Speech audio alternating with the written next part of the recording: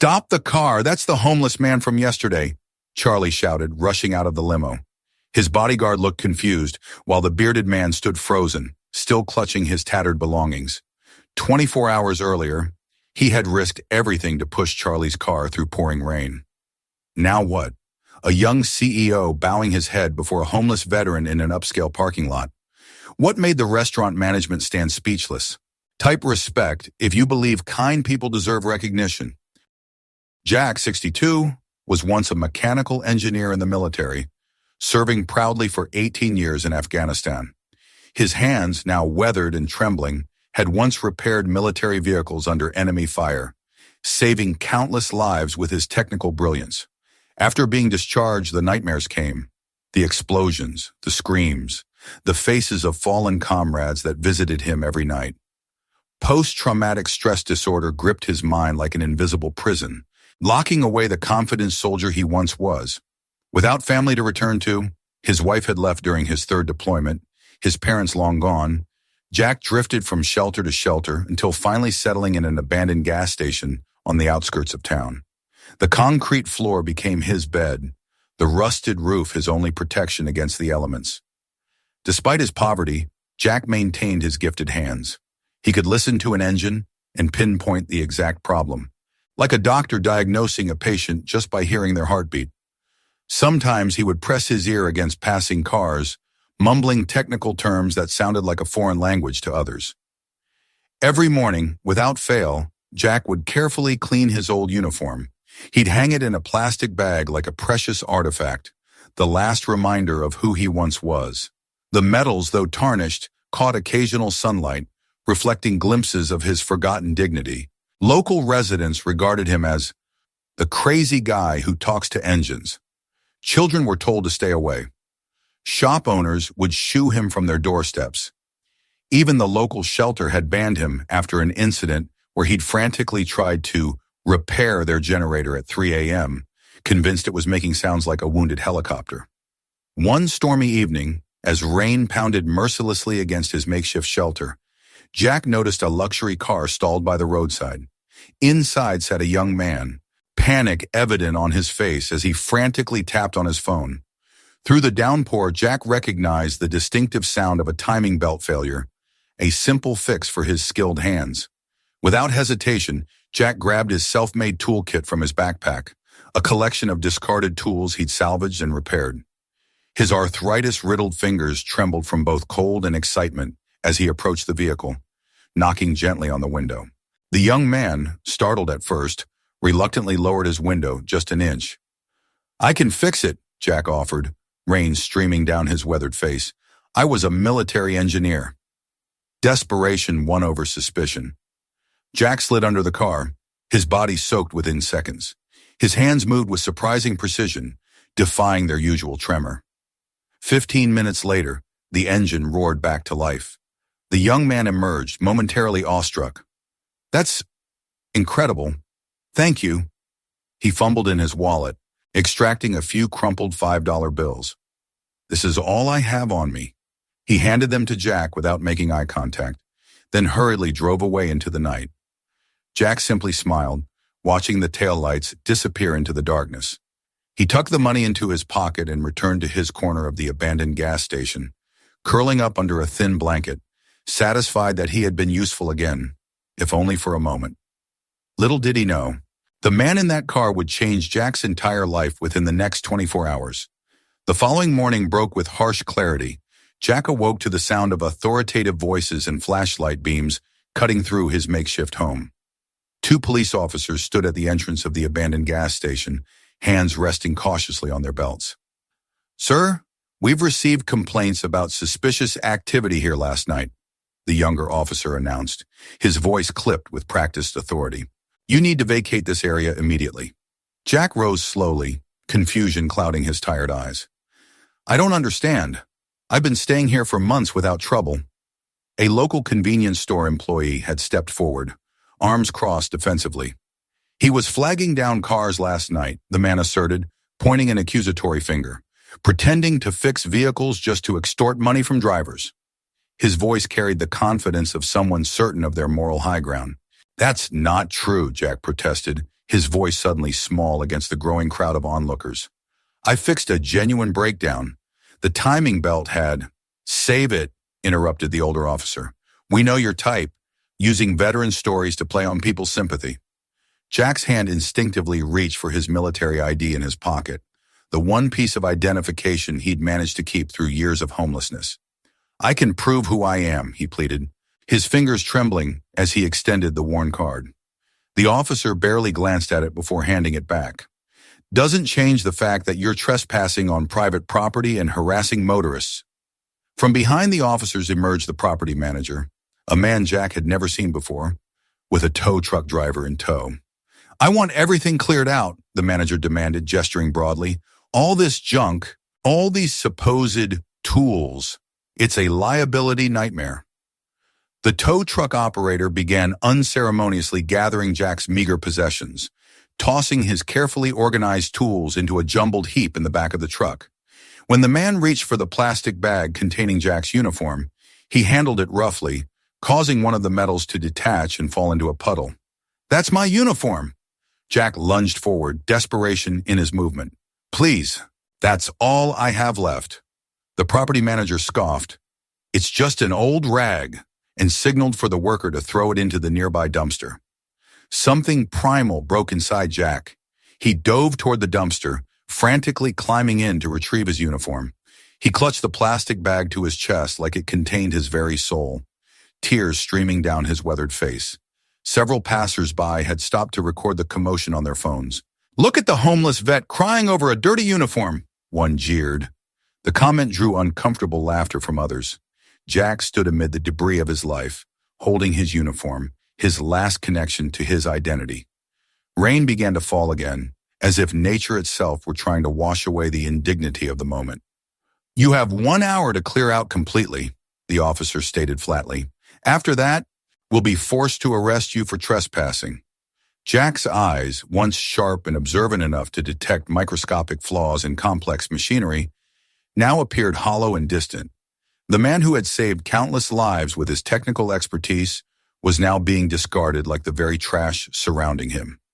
He spent that day wandering aimlessly through town, clutching his uniform bag, enduring stares and whispers. Some recognized him as the engine whisperer, but turned away when their eyes met his. A coffee shop owner shooed him from the entrance when he tried to shelter from the intensifying rain. That night, Jack huddled beneath a highway overpass, his body curled protectively around his uniform. The rain had soaked through his clothes, and his joints ached from exposure.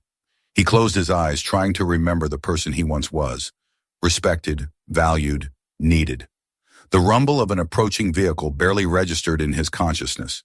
But when the distinctive purr of a finely tuned engine slowed to a stop nearby, Jack's mechanic's ear perked up involuntarily. He recognized that sound, the same luxury vehicle from the previous night. A sleek black limousine had pulled alongside the overpass. The rear door opened, spilling warm light onto the wet concrete.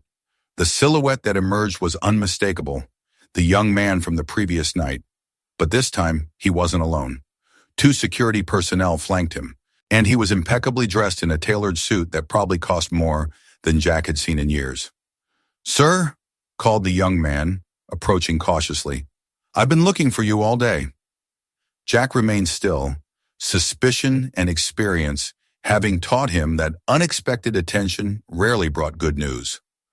The young man stepped closer, and in the ambient light from the limousine, Jack could see something different in his eyes, something that wasn't there during their brief encounter in the storm. It wasn't pity, it wasn't disgust, it was respect. Charlie Donovan, the young man Jack had helped, was no ordinary stranded motorist. At 32, he was the youngest CEO of Horizon Technologies, a Fortune 500 company specializing in military-grade communication systems. His face regularly graced business magazines, hailed as the wunderkind of the tech industry. What wasn't public knowledge was the bitter argument Charlie had with his father, the company's founder, just hours before his car broke down. "You've never worked for anything in your life," his father had shouted. "You think you understand struggle? You understand nothing about the real world?" Wounded and defiant, Charlie had stormed out, taking his sports car for a reckless drive through the rain to prove his independence. When the engine failed, leaving him stranded miles from any service station. His first instinct had been to call his assistant, but his phone showed no signal in the storm. That's when Jack had appeared, soaking wet, obviously homeless, yet offering help without expectation.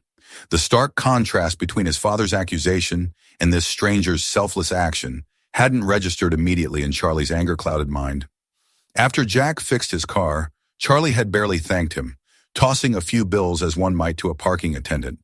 It was only when he reached home, still fuming from the argument, that the reality of the encounter began to sink in.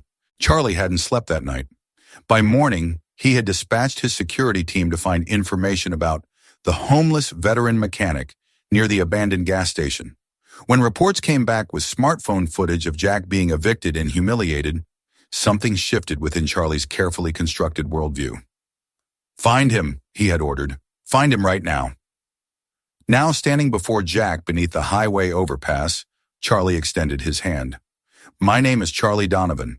You saved me last night, and I didn't properly thank you." Jack hesitated, clutching his uniform bag tighter. "No need for thanks. I just did what anyone would do." "But that's just it," Charlie replied, his voice tight with emotion. "No one else stopped.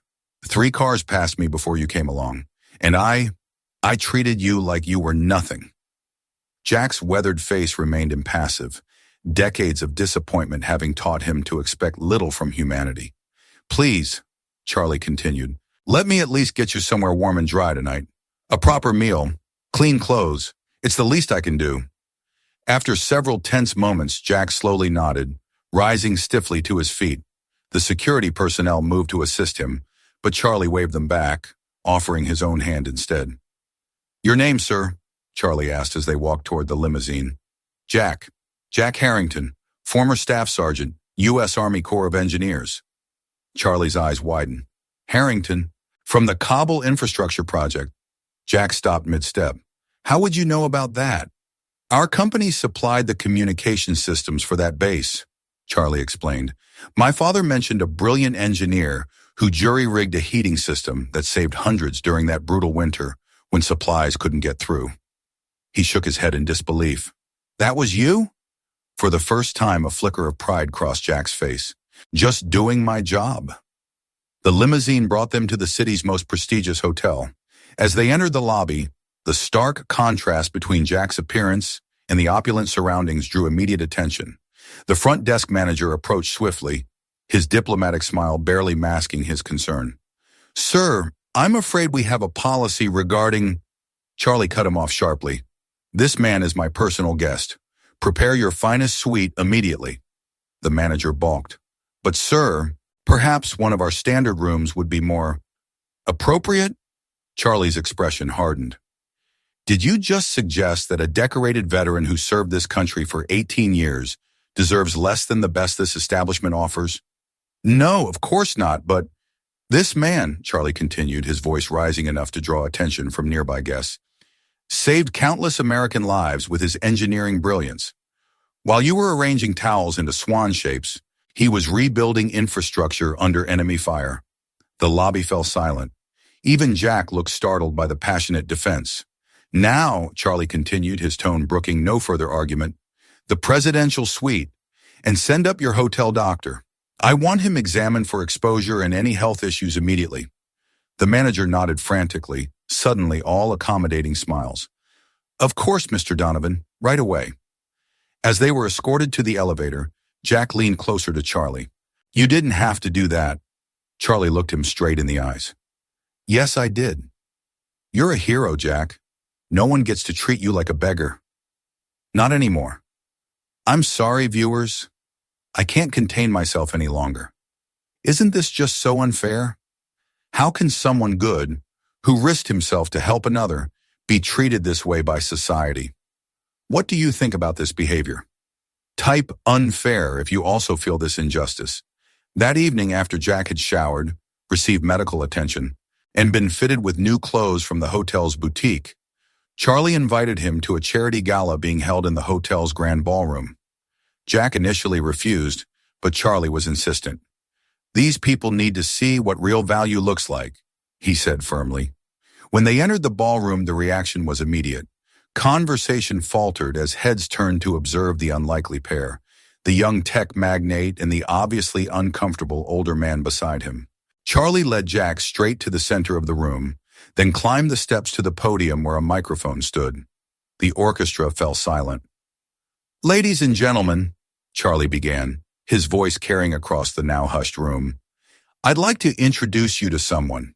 This is Staff Sergeant Jack Harrington, Corps of Engineers, who served our country for 18 years. A polite applause rippled through the crowd, though confused glances were exchanged. "Last night, during the storm, my car broke down on a deserted road. My phone had no signal. No one stopped to help." Charlie's voice grew more intense. "No one except Jack. Despite being homeless, despite having every reason to be bitter at a society that failed him, he fixed my car in pouring rain without asking for anything in return." The room grew uncomfortably quiet. This man, this hero, was evicted from his shelter this morning, his few possessions thrown away like trash. And do you know why? Charlie paused, scanning the now captivated audience. "Because he dared to help someone like me." Jack stood motionless, his eyes glistening with unshed tears. And for the first time in over 20 years, he heard applause meant just for him, not polite or perfunctory, but genuine, building in intensity until the entire room was on its feet. The following week unfolded like a dream for Jack, a surreal departure from the harsh reality he had known for so long. Charlie didn't just offer temporary charity, he orchestrated a complete transformation. At a press conference called by Horizon Technologies, Charlie stood beside Jack, now clean-shaven and dressed in a tailored suit, and announced the establishment of the Honor Jack Foundation, with an initial endowment of $10 million. This foundation, Charlie declared to the assembled media, will focus on 3 core missions: housing support for homeless veterans, mental health services specifically designed for combat engineers, and technical education scholarships for veterans transitioning to civilian life. Cameras flashed as Charlie handed Jack a symbolic key, and Sergeant Harrington will serve as the foundation's executive director, bringing his first-hand experience to guide our efforts. Jack, overwhelmed by the sudden attention, simply nodded. When pressed by reporters to speak, he finally leaned toward the microphone. "I just want to help others like me. There are thousands of veterans out there, men and women who gave everything for this country, now sleeping under bridges, forgotten by the system they defended. This isn't about me. It's about them." The video of Charlie's impassioned speech and Jack's humble response went viral overnight. News outlets clamored for exclusive interviews, social media exploded with the hashtag #HonorJack, and even late-night talk shows incorporated the story into their monologues. The manager who had evicted Jack was identified through the viral footage and promptly terminated by the property company, which issued a public apology for the inexcusable treatment of a national hero. The local police department faced such intense backlash that they announced a mandatory sensitivity training program for all officers regarding interactions with veterans. Meanwhile, the Pentagon reached out directly to Charlie's office. A formal ceremony was arranged where a high-ranking military official presented Jack with a replacement uniform, complete with all his original medals, plus an additional commendation that had apparently been approved years ago, but never delivered due to Jack's unstable housing situation. "We failed you, Sergeant Harrington," the official stated, cameras rolling. "The country you served so admirably failed to serve you in return. This is a small step toward making that right." Jack stood at attention, his back straight for the first time in years, as he received the uniform. Those close enough could see tears silently streaming down his weathered face.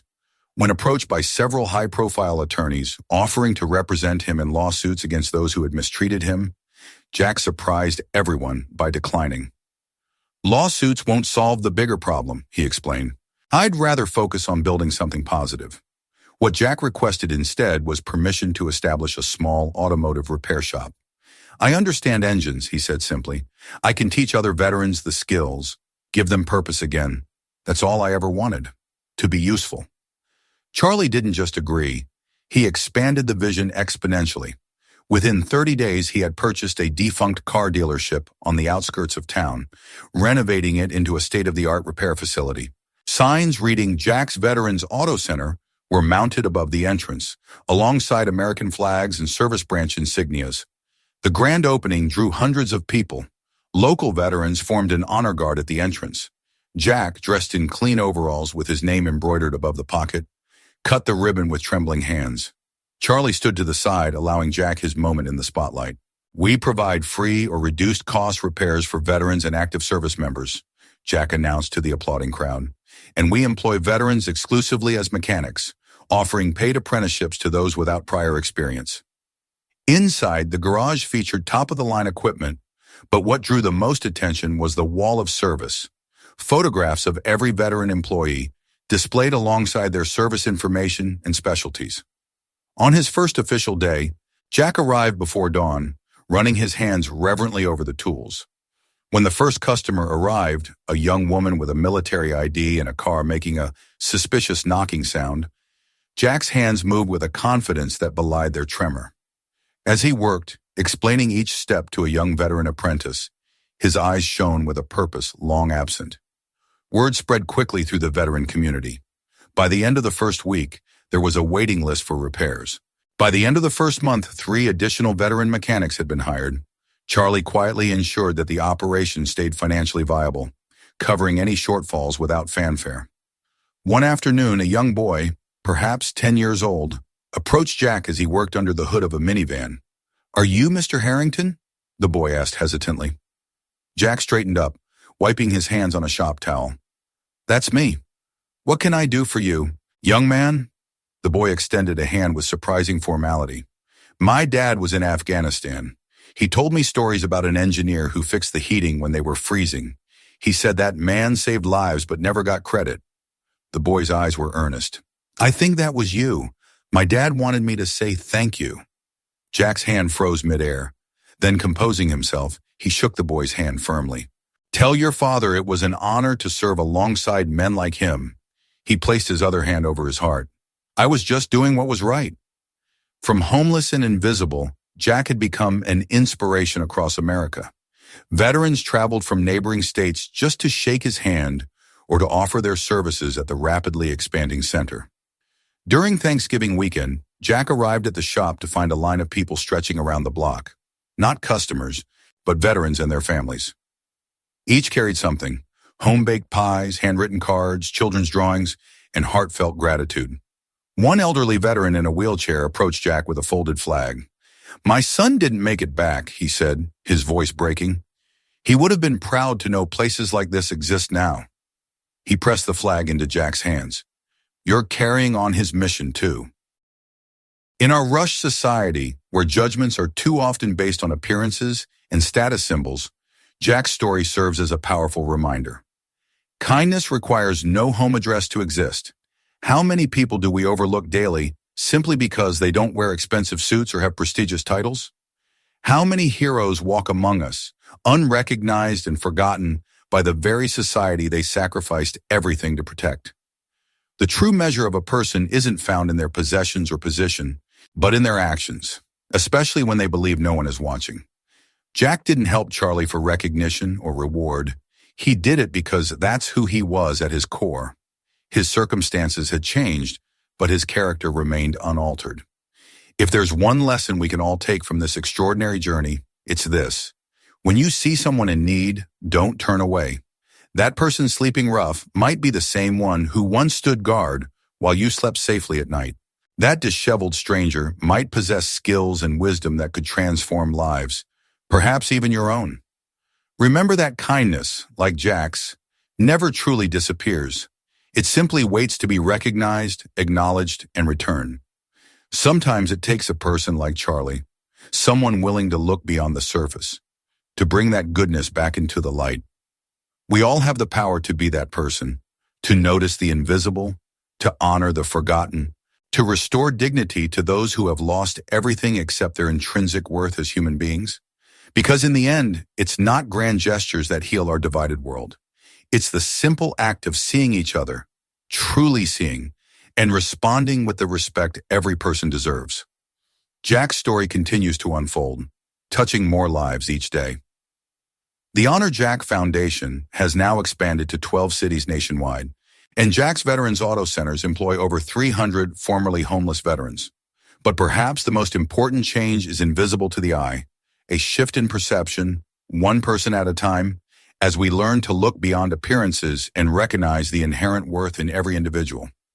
Subscribe to QH Incredible Stories, where stories of courage and kindness still live. If this story moved you, share it to spread recognition for people like Jack.